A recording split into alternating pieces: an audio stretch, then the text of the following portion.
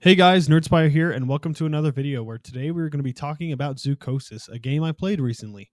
While I appreciate the game for giving me some great moments of laughter and so far the most viewed video on my channel, it also lacked in quite a few areas that I'll be discussing in today's video. Before we begin, make sure to shoot that like button with a lethal injection dart and subscribe for more content.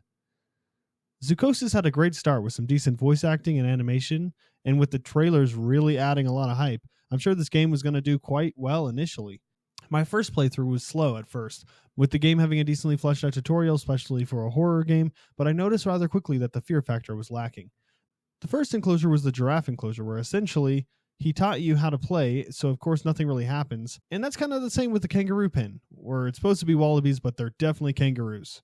One of the biggest things I'll say about this game at this point is it seemed relatively well paced, but after danger emerges, the game kinda ends abruptly.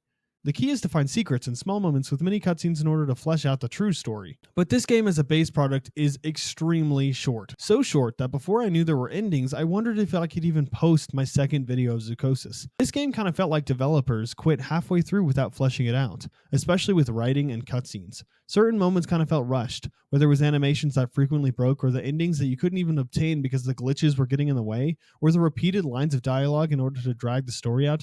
It was very frustrating. Zoochosis had a huge chance of being a massive success since not many games tried to do an idea like this, and there was massive support for the game before it even came out. My friend had heard of this game months before I even knew of it as an idea, and had been so hyped to see me play, and to be fair, I'd say those videos aren't bad whatsoever, but that's more so because of the humor and randomness of the moments in the game than the actual horror factor. After the first horror sequence when you realize you're being attacked but you can't die, the stakes are kinda gone, and the fear is all but left the building. The writing also has some weak moments, leaving me cringing and not understanding the whole point of even adding certain segments.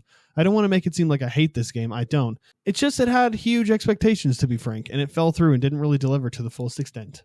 Thank you all so much for watching, and make sure to check out more of my content if you enjoyed today's video. And without further ado, God bless and bye-bye y'all.